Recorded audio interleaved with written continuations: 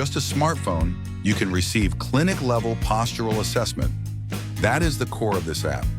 Today, we will focus on the posture analysis feature and take a closer look at the flat back pattern that appears in military posture. This is the right lateral posture analysis screen. The cranio-horizontal angle measures approximately 19 degrees, the cervical custom angle approximately 110 degrees, and the cervical vertical angle approximately 63 degrees. The measurement that demands the most attention is the thoracic angle. At approximately 172 degrees, it far exceeds the normal range of 140 to 165 degrees. The back is not just flat, it is approaching a nearly straight line. The pelvic tilt registers at 33.7 degrees of anterior tilt, which is a clear signal that the iliopsoas is pulling hard and holding on tight. The lumbar spine is working overtime to compensate, while the thoracic spine is simply not doing its job. A textbook example of this structural pattern. This is the left lateral posture analysis screen. The cranio-horizontal angle measures approximately 22 degrees, the cervical custom angle approximately 110 degrees, and the cervical vertical angle approximately 63 degrees. A very similar tendency to the right side. The thoracic angle is approximately 172 degrees, with virtually no difference from the right side, confirming that flat back has progressed evenly on both sides. The pelvic tilt, however, is approximately 20 degrees, noticeably lower than the approximately 34 degrees observed on the right.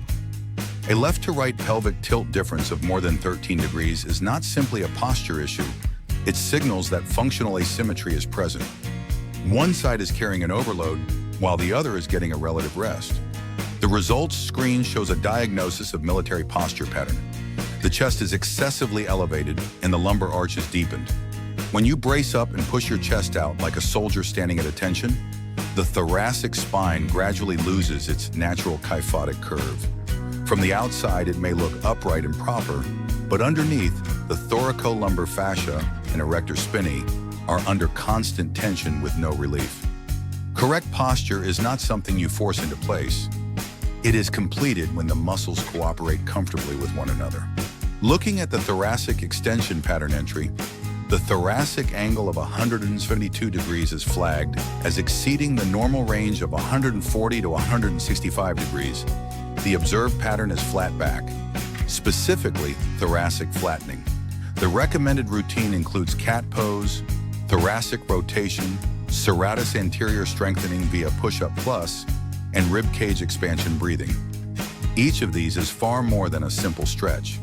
They represent a structured approach that simultaneously targets thoracic segmental mobility restoration, scapular stabilization, and breathing pattern correction. A routine with solid clinical rationale behind every movement. The skeletal lateral diagram clearly illustrates the pelvis tilted anteriorly by approximately 20 degrees. When the pelvis tips forward, lumbar lordosis becomes excessive, and to compensate, the thoracic spine tends to extend in the opposite direction. Flat back and anterior pelvic tilt are therefore not two separate problems. They are a chain reaction linked together as a single pattern. You have to stabilize the pelvis to restore the back, and you have to release the back to give the pelvis relief. Try to fix only one end, and the other end will compensate all over again. This is the exercise list recommended for the flat back pattern.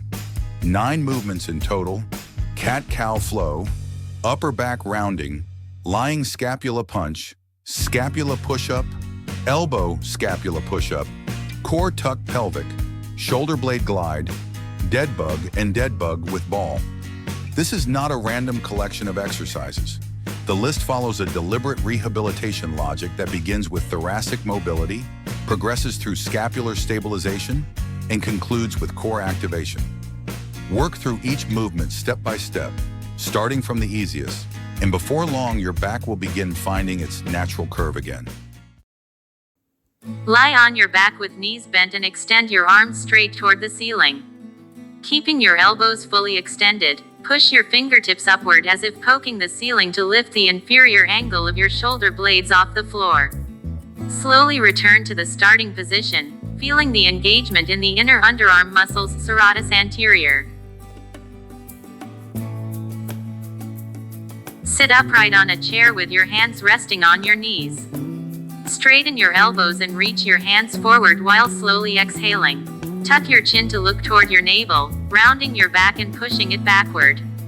Focus on the sensation of your shoulder blades spreading apart to relax the upper back muscles and improve thoracic mobility. Start on your hands and knees in a tabletop position. Keeping your elbows straight, push the floor away firmly with your hands to round your upper back and spread your shoulder blades apart. Then slowly lower your chest to bring your shoulder blades together. Ensure your elbows remain locked throughout the movement and focus on the muscles under your armpits.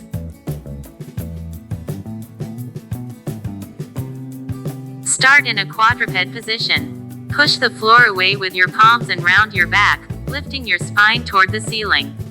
Look at your navel and feel your shoulder blades spreading apart. Conversely, lower your navel toward the floor and look forward.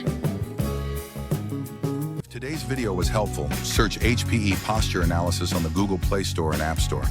You can use it free for 1 week. See you next time.